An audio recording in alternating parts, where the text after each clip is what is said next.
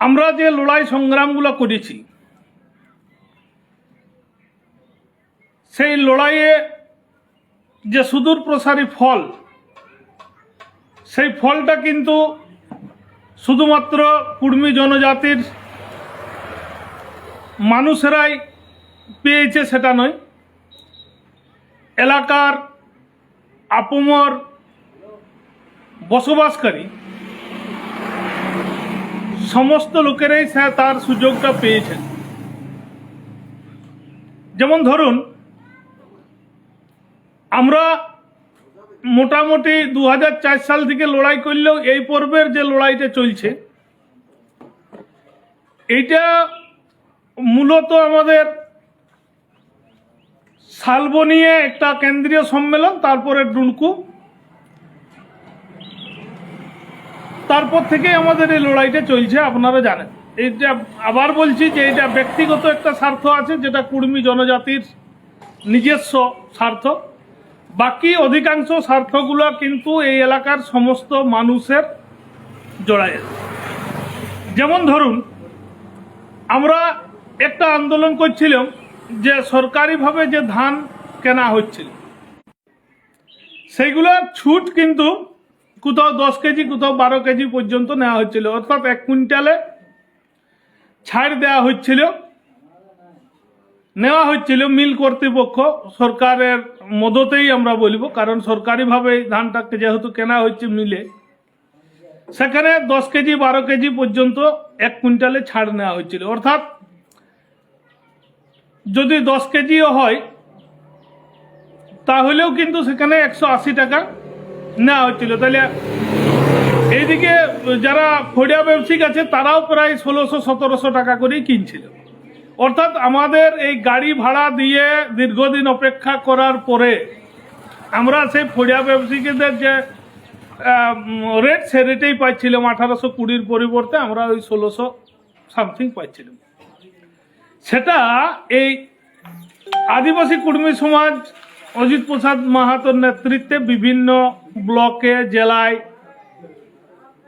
Deputation দেওয়ার পরে আপনারা দেখেছেন যে কোথাও 2 কেজি, কোথাও 0, কোথাও 3 কেজি পর্যন্ত ছাড় নেওয়া হচ্ছে। অর্থাৎ এই ফ্যাসিলিটিটা এই এলাকার জঙ্গলমহলে বসবাসকারী সব লোকেরাই পেয়েছেন। সেখানে কুর্মী জনজাতির একক প্রচেষ্টার যে আন্দোলন, সেই আন্দোলনটা সুদূর প্রসারী ফল কিন্তু সবাই পেয়েছে। দ্বিতীয় ক্ষেত্রে আপনারা দেখেছেন যে সারের কালোবাজারি হচ্ছিল। রাসায়নিক সার, সেখানে 1470 টাকার সার কোথাও 2200, কোথাও 2600 টাকায় বিক্রি হচ্ছিল। সেগুলো আমরা বিশেষ করে আদিবাসী কুর্মী সমাজ ডেপুটেশন, পথ অবরোধ পর্যন্ত করে এবং বিডিও, এডি অফিস আমরা ঘেরাও করি, ডেপুটেশন দিই। পরবর্তীকালে এই সারের উপরে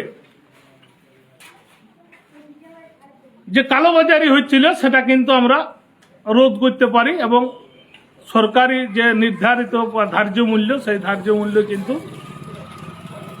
বড় বড় যে সারের ডিলার তাদেরকে আমরা বিক্রি করতে বাধ্য হই। এর লাভটাও কিন্তু সবাই ভোগ করেছে, কুর্মীরা আন্দোলন করল। এছাড়া আপনারা দেখেছেন যে আমরা জঙ্গল জিয়াও হামদুমি একটা প্রোগ্রাম আজ আমরা বিগত 5-6 বছর ধরে করছি, যে জঙ্গল না বাঁচলে এই সভ্যতা বাঁচতে পারে নাই। তার জন্য আমরা এটার জন্যও কিন্তু লড়াই করেছি এবং করেও যাচ্ছি, আজও করছি। এছাড়াও আপনারা কি কি দেখেছেন, মুকুটমণিপুর যে জলাধার, সেটা আপনারা জানেন যে কুর্মীদের প্রায় 16টা মৌজা ডোবানো হয়েছে। সেটা বর্তমানে কেবলমাত্র সমতলের লোকেদের বিনোদনের একটা জায়গা তৈরি করা হয়েছে। বিনোদন, পর্যটনের নামে একটা বিনোদনের ব্যবস্থা করা হয়েছে। সেখানে কলকাতার লোকেরা আবাসন তৈরি করে তাদের রুজি রোজগার চলছে। কিন্তু এই মুকুটমণিপুর জলাধার থেকে আপনারা দেখেছেন বিগত কয়েক দশক জুড়ে এই এলাকার যে অর্থনীতির পরিবর্তন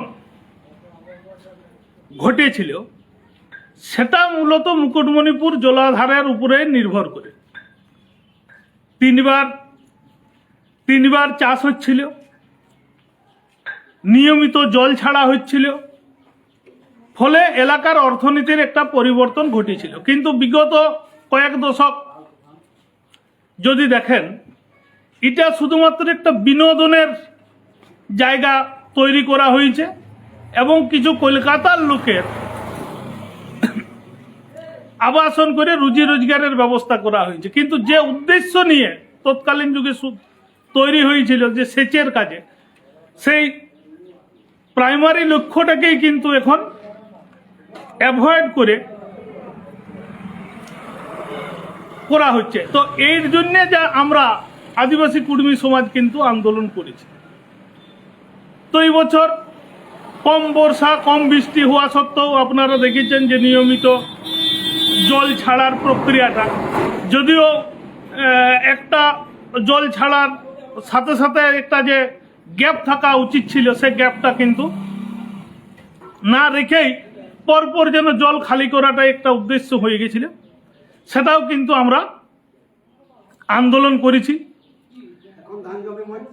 এবং আপনারা, আমি যদিও নিখুঁত জানিনি, তো নদী পথে কিন্তু জল ছাড়া হচ্ছে নাকি ড্যামটার কাজ হবে। যাই হোক, এই উদ্যোগটাকে সাধুবাদ জানাই।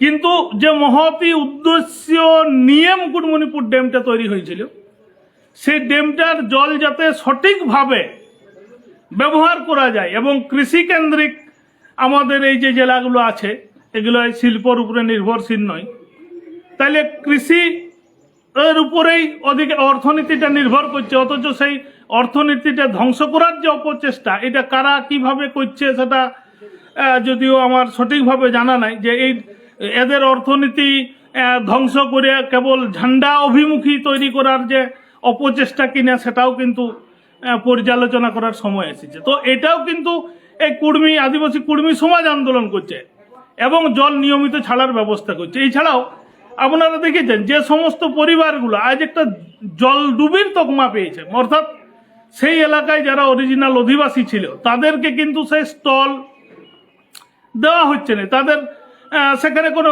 রুজি রোজগার বা পুনর্বাসনের সেখানে ব্যবস্থা নাই। তারাকে একটা কম পয়সা দিয়ে যে কোথায় তাড়াই দেওয়া হয়েছে, কোথাও কেউ জায়গা পেয়েছে, কোথাও কেউ পায়নি। বিভিন্ন গ্রামে আত্মীয়তা সূত্রে কেউ বিভিন্ন জায়গায় বসবাস করে জল ডুবির তকমা নিয়ে তারা আজ জীবনযাপন করছে, অথচ তাদের কোনো রুজি রুটির ব্যবস্থা সেখানে করা হয়নি। আপনারা দেখেছেন যে আমরা আদিবাসী কুর্মী সমাজ যে খাতড়ায় বাঁকুড়া জেলা মহিলা সম্মেলন করেছি, সেখান থেকে আমরা কিন্তু সেই বিষয়টাকে তুলে ধরেছি। আমরা চেষ্টা চালাচ্ছি যে এইটাকে কিভাবে প্যাকেজটাকে পুনরায় বিবেচনার আওতায় আনা যায়, সেই বিষয়টা নিয়েও কিন্তু আমরা আন্দোলন করছি। অর্থাৎ এই আন্দোলনের সুদূর প্রসারী ফলাফল কিন্তু আপামর জনগণ উপভোগ করছে। তাহলে এইখানে আদিবাসী কুর্মী সমাজের যে ব্যক্তিগত স্বার্থ, যে ব্যক্তিগত চাহিদা, সেটা সাথে এটার কোনো সম্পর্ক নেই। এটা আমাদের জাতিসত্তার লড়াই একটা আলাদা দিক। এর সাথে সাথে বিভিন্ন যে লড়াইগুলো হচ্ছে, আপনারা আরও দেখেছেন যে আদিবাসী কুর্মী সমাজ বিভিন্ন বিএলআরও অফিসে ডেপুটেশন দিয়েছে। কি উদ্দেশ্যটা কি? বিএলআরও সাহেবরা বিভিন্ন অছিলায় ভুল করে হোক, ইচ্ছা করে হোক, অনিচ্ছা করে হোক, জমির মালিকানার নাম পরিবর্তন করে মানুষকে ব্যতিব্যস্ত করে নিজেরা ভুল করছে, সেটা ঠিক করার জন্য মাসের পর মাস সাধারণ পাবলিককে সেখানে বিএলআর অফিসে যেতে হচ্ছে। কেন যেতে হচ্ছে? এইটার একটা সুরাহার জন্য কিন্তু বিএলআর অফিসে আমরা ডেপুটেশন দিয়েছি, নিয়মিত দিয়েছি। কোনো রাজনৈতিক দল কিন্তু করে নাই, তাদের প্রয়োজন অনুভব করে নাই মুকুটমণিপুরের ড্যামে জল ছাড়বে না ছাড়লেই ওদের কি যায় আসে, সারের দাম বাড়তি লেখ না কম লেখ, কোনো ওদের যায় আসে নেই। কিন্তু সেখানে অনুভব করেছে কারা? আদিবাসী কুর্মী সমাজ। তাহলে এই যে বিএলআর অফিসে আপনারা দেখেছেন যে বিভিন্ন সময় বিভিন্ন কাগজপত্রের প্রয়োজন হয়, কখনো এসসি সার্টিফিকেট, কখনো ওবিসি সার্টিফিকেট, কখনো এসটি সার্টিফিকেট, কখনো সিএ, এই যে এই ব্যাপারে যে কাগজপত্র দরকার হয় সেগুলো কিন্তু আমরা আদিবাসী কুর্মী সমাজ ডেপুটেশন নিয়ে যে প্রত্যেকটা পর্চাতে তার নিজ জাতির জায়গায় ধর্ম কেন লেখা থাকবে।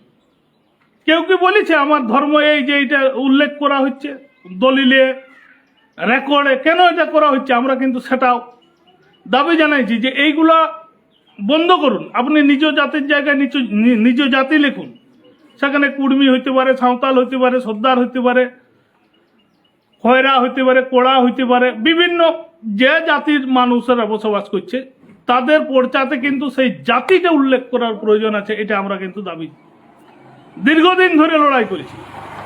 আমরা কি লড়াই করেছি?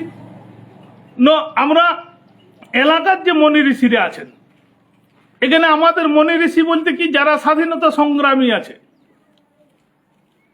তারা এই কলকাতা কেন্দ্রিক কিছু মূর্তি এই এলাকায় কিন্তু দীর্ঘদিন ধরে তৈরি হয়েছে। কিন্তু এই এলাকার যে সমস্ত স্বাধীনতা সংগ্রামী যারা বিপ্লব করেছে, যারা প্রথম থেকে আত্মত্যাগের মাধ্যমের মধ্য দিয়ে ব্রিটিশদের বিরুদ্ধে লড়াই করেছে, সেই স্বাধীনতা সংগ্রামীদের কিন্তু সম্মান দেওয়া হয় না এলাকায়।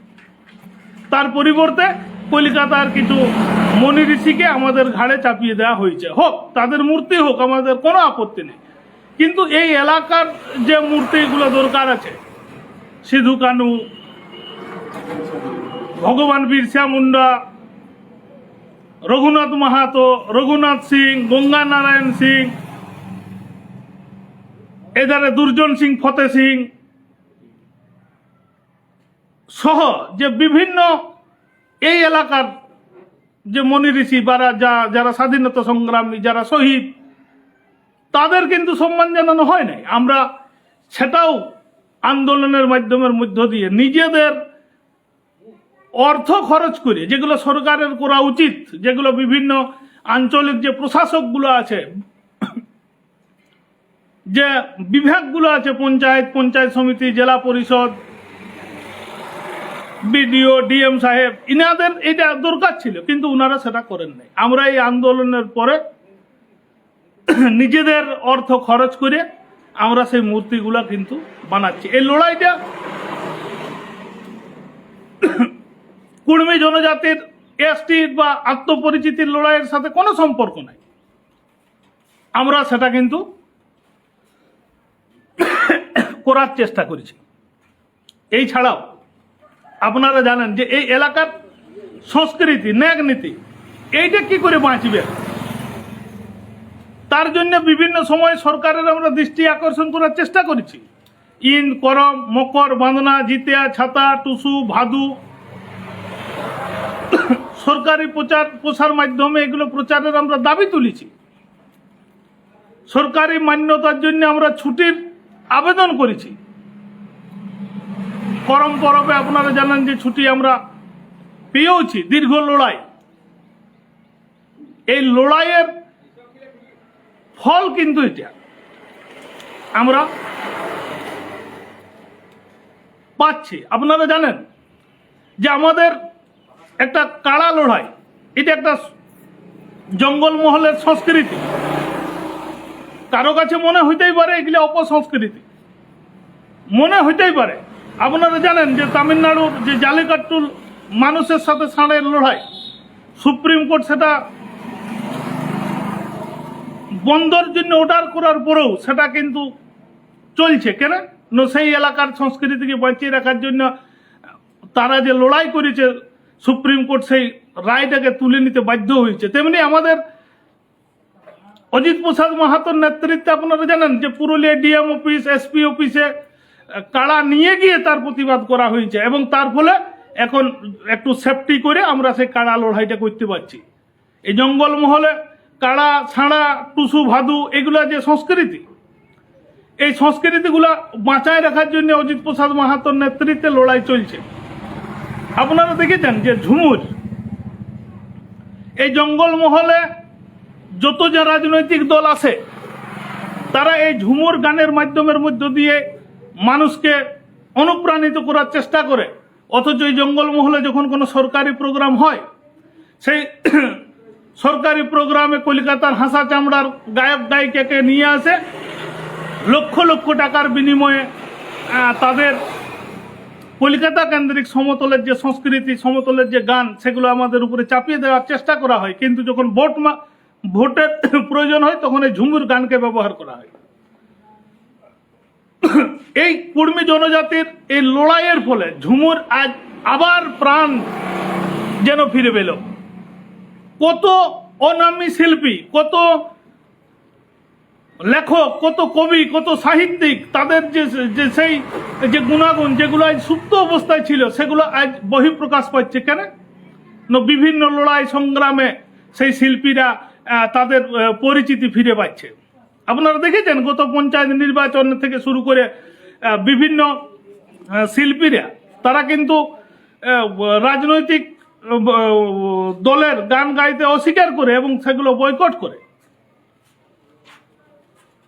আপনারা দেখেছেন গত পঞ্চায়েত নির্বাচনে কেন কেন এই এলাকার মানুষ, শুধু কুর্মী, বিভিন্ন এসসি সিটে কোথাও ধোবা সম্প্রদায়ের, কোথাও রাজওয়ার সম্প্রদায়ের, কোথাও ডম সম্প্রদায়ের থেকে এই কুর্মী সমর্থিত নির্দল প্রার্থী হয়েছিল। এসটিদের মধ্যেও দেখেছেন কোথাও সর্দার, কোথাও সবার, কোথাও মাহালি, কোথাও সাঁওতাল সম্প্রদায়ের এই কুর্মীদের সমর্থনে তারা ভোটের লড়াই করেছিল এবং সেখানে প্রায় 500-র কাছাকাছি নির্দল প্রার্থীরা জয়লাভ করেছিল। এই জঙ্গলমহলে এখন রাজনৈতিক প্রেক্ষাপটে যদি বিচার করা হয়, সেখানে আপনারা কি দেখবেন না, সর্ববৃহৎ বিরোধী দলের ভূমিকা করেছে নির্দল প্রার্থীরা। লড়াই করছে কোন রাজনৈতিক দল। আমাদের এত বড় একটা সুযোগ আজ হাতছাড়া হতে চলেছে। কিরকম? যেখানে কেন্দ্রে বিজেপি সরকার, সুভাষ সরকার বাঁকুড়া জেলার এমপি, দীর্ঘদিন ধরে প্রস্তাবিত পরিকল্পিত যে রেল লাইন মুকুটমণিপুর ছাতনা, এত বড় একটা সুযোগ হাতছাড়া হয়ে গেল গত 5 বছরে। সরকার বিজেপির, এমপি বিজেপির, কিন্তু আজ রেল লাইন পেল না। জঙ্গলমহলের উন্নয়নের যে প্রচেষ্টা কারো মধ্যে নাই। তারা না বুঝে অর্থনৈতিক, না বুঝে গ্রামের লোকের চাহিদা, না বুঝে গ্রামীণ ডেভেলপমেন্টের জন্য প্রয়োজনীয় কি, তারা নিজেদের ব্যক্তিগত ডেভেলপমেন্টে ব্যস্ত থাকে। কোন রাজনৈতিক দল, কি বাম, কি বিজেপি, কি কংগ্রেস, এই সারের কালোবাজারি, ধানের ক্রয় বিক্রয়, এইগুলোর উপরে কোনো লড়াই নেই, কোনো আন্দোলন নাই। আজ ভোটের ময়দানে নামছে, নামুক, সেটা তাদের গণতান্ত্রিক অধিকার, ভোটে নামতেই পারে। কিন্তু তাদের এই সাধারণ মানুষের চাহিদা, সাধারণ মানুষের দাবি, সাধারণ মানুষ কি চাইছে, জঙ্গলমহলের উন্নয়নের জন্য কি পরিকল্পনা তাদের আছে, আপনারা একটা প্রার্থীকেও দেখাইতে পারবেন না। একটা প্রার্থীর মধ্যেও সেটা নাই। আপনারা দেখেছেন যে সৈনিক স্কুলে যেখানে পুরুলিয়ার মাটিতে তৈরি হয়েছে সৈনিক স্কুল, সেই সৈনিক স্কুলে এলাকার কোনো স্টুডেন্ট ভর্তি হওয়ার চান্স পেত না। আমাদের নেতা অজিত প্রসাদ মাহাতো সেখানে 4000 নাগল বাইয়ে সেই এলাকার যে 30% সংরক্ষণের ব্যবস্থা তিনি করেছেন। কোথায় ছিল তখন এই সমস্ত রাজনৈতিক যারা আজ প্রতিদ্বন্দ্বিতা করার জন্য এসেছেন? তারা বুবার ভূমিকা পালন করেছিল। যখন পুরুলিয়ায় প্রায় 2200-র মতো প্রাইমারি শিক্ষক এই সমতল থেকে চলে এসেছিল, 7 দিন ধরে ডিপিএসসি ভবন পুরুলিয়ায় ঘেরাও করে রেখেছিল ছাত্রদের স্বার্থে, চাকরি প্রার্থীদের স্বার্থে। তখন কোথায় ছিল এই সমস্ত জ্যোতির্ময় মাহাতোরা? কোথায় ছিল এই আমাদের শান্তিরাম মাহাতোরা? কোথাও নেই। 1 বছর পরে সেই শিক্ষকরা যথারীতি সমতলে ফিরে গেল। আজকে হাহাকার করছে পুরুলিয়ার স্কুলগুলা, শিক্ষকের অভাবে ধুঁকছে, কারো কোনো নাই। তাই আমি অনুরোধ করিব সবাইকে, যে ঝুমুর শিল্পীরা আজ গান করছেন, আবার অনুপ্রাণিত হয়েছেন, পুনরায় প্রাণ পেয়েছে এই ঝুমুর গানে, এই সংস্কৃতি বাঁচার, তাগিদে তো প্রত্যেকটা ঝুমুর শিল্পীর কাছে আমার করজোড়ে প্রার্থনা, আপনাদের হয়ে যারা যে লড়াই করেছেন দীর্ঘদিন ধরে, সেই অজিত প্রসাদ মাহাতো আজকে আপনারা জানেন যে নির্দল প্রার্থী, জঙ্গলমহলে জনসাধারণ মনোনীত প্রার্থী। সেই প্রার্থীর সমর্থনে আপনারা সকলে নিজ নিজ যে ফেসবুক পেজ আছে সেই পেজ থেকে আপনারা পোস্ট দেন, আপনারা গান রচনা করুন। শিল্পীদেরকে, কবি সাহিত্যিকদেরকে অনুরোধ করব আপনারা বেশি বেশি অজিত প্রসাদ মাহাতোর সমর্থনে গান লিখুন, গানগুলো করান, প্রচার করুন। যদি কেউ এই আদিবাসী কুর্মী সমাজের আন্দোলনে কোনো প্রকার উপকার পাইয়েছেন, অজিত প্রসাদ মাহাতোর কাছ থেকে উপকার পাইয়েছেন, আমরা এই কর্পোরেট যে প্রচার মাধ্যম, এই প্রচার মাধ্যমের সাথে আমরা কোনোদিনও অর্থ বলে পারিয়ে উঠবো না। কিন্তু আমাদের জনগণ আছে, আমাদের মানুষ আছে যারা কোনো না কোনোভাবে উপকৃত হয়েছেন। সেই সমস্ত মানুষরা অজিত প্রসাদ মাহাতোর পাশে দাঁড়ান, প্রচার করুন, প্রসার করুন। জঙ্গলমহলের দাবিকে দিল্লির দরবারে পৌঁছানো এবং প্রত্যেকটা মানুষ যাতে এই আঞ্চলিকভাবে সুযোগ সুবিধা পায়, 5th শিডিউল 6th শিডিউল লাগুর আমরা যাতে এই এলাকায় করতে পারি, রাজনৈতিক হানাহানির হাত থেকে বাঁচতে পারি, কোনো মানুষের যাতে রাজনৈতিকভাবে হত্যা না হয়, তার জন্যই আমাদের এই জঙ্গলমহলে কলকাতা বা দিল্লি কেন্দ্রিক যে রাজনীতি, সেই রাজনীতির থেকে মুক্তি যদি আপনারা চান, আপনারা যাতে ঝান্ডার শুধু ধারক বা বাহক না হয়ে নীতি নির্ধারক হিসাবে নিজেদেরকে প্রতিষ্ঠা করতে চান, তাহলে এই জঙ্গলমহলে যে নির্দল প্রার্থীরা যারা আপনাদের পাশে থাকবে বলে মনে করছেন, আপনার দাবির সমর্থনে তাদের যদি কোনো প্রকার ভূমিকা থাকে, আপনার রুজি রোজগারের সমর্থনে কোনো প্রকার ভূমিকা যদি থাকে, তো আপনারা এই প্রচার প্রসারে এগিয়ে আসুন। এই আবেদন, এই নিবেদন আপনাদের কাছে জানাচ্ছি। আর অনুরোধ করব যে আগামী 5ই এপ্রিল থেকে একটা আলোচনার মধ্যে সবাই আসুন, যাতে 5ই এপ্রিল থেকে এক সপ্তাহ জুড়ে শহীদ সপ্তাহ পালন করা যায় জঙ্গলমহলে, সেই দিকটাও আপনারা দেখবেন। আর আমি যেটা বলতে চাইছিলাম, আর মাঝখানে ভুল হয়ে যাচ্ছিল, দেখুন আমরা দীর্ঘদিন ধরে বলে আসছিলাম যে বালির উপরে যে ট্যাক্স সরকার দিচ্ছে অত্যধিক পরিমাণে, আপনার ছাঁচের জল যাইয়েন, আপনার এলাকায় নদী বালি হচ্ছে, সেই বালি কেন আজ আপনি 3500 টাকা দিয়ে কিনবেন? কলকাতার লোকের জন্য যদি 3500 টাকা হয় আর আপনার জন্য যদি 3500 টাকা হয়, কেন আপনি কিনতে যাবেন? আপনি একটা আবাস যোজনায় ঘর পেয়েছেন, সেটার টাকা যদি বালি কিনতেই শেষ হয়ে যায়, কেন এই বর্ধিত মূল্য আপনি দিবেন? কলকাতায় ফ্লাইওভারের জন্য কি আপনি বর্ধিত মূল্য দিবেন? সরকারের কাছে আমরা দাবি জানাবো, আমরা আবার লড়াই করব। আমরা ভোটের ময়দানে নামিয়েছি মানে এই লয়, আমরা লড়াই থেকে কিন্তু পিছনে হাঁটছি না। আগামী লড়াই আমরা শুরু করব এই বালির জন্য। যে যারা আবাস যোজনা ঘর পাচ্ছে তাদের কাছে বিডিও সাহেবদের কাছে নির্দিষ্ট ফরমেটে আবেদন করার পরে তারা যাতে ন্যায্য মূল্যে বালিটা পায়। যারা পাবলিক ব্যক্তিগতভাবে ঘর তৈরি করছেন, আমি নদীর থেকে 20 কিলোমিটার পর্যন্ত, তারা অনুপ্রাণিত হবে, তারা সরকারি অনুমোদন বা পারমিশন চাইবে এবং সেই পারমিশনের উপরে নির্ভর করে যাতে তারা যাতে ন্যায্য মূল্যে বালিটা পায়, তার জন্য সরকারকে সার্টিফাই করতে হবে এবং এই সার্টিফিকেট শো করে যাতে তারা এই এলাকায় ন্যায্য মূল্যে বালিটা পায়।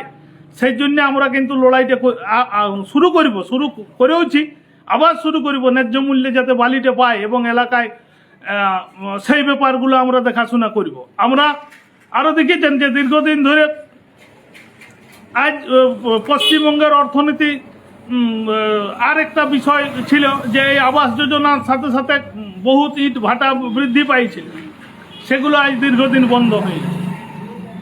আর অর্থনীতি নির্ভর করছিল এমজিএনআরইজিএ যে কাজ, আজ 2 বছর ধরে কাজগুলো বন্ধ করে রেখেছে। আমরা বলছি যারা দুর্নীতি করেছে, যারা চুরি করেছে, তাদের উপযুক্ত ব্যবস্থা নেওয়া হোক, কিন্তু কাজগুলো কেন বন্ধ থাকবে?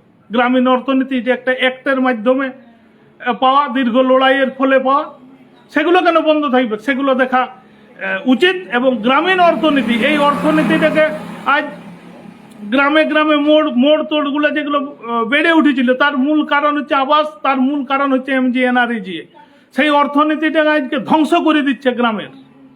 তার পরিবর্তে কি দেখা যাচ্ছে না, কোটি কোটি টাকা কারো আবাসে পাওয়া যাচ্ছে, লাল নোট সাদা নোট টাকার পাহাড় পাওয়া যাচ্ছে, সেগুলো শহর কেন্দ্রিক অর্থনীতিতে কনভার্ট করে দিচ্ছে। গ্রামীণ এই অর্থনীতির উপরে কারো কোনো দায়িত্ব দায়ভার নাই। এটা নিজেদেরকে রুখে দাঁড়াইতে হবে, নিজেদের দাবি নিজেদের অধিকার প্রতিষ্ঠা করতে হবে। এই অধিকার প্রতিষ্ঠার জন্য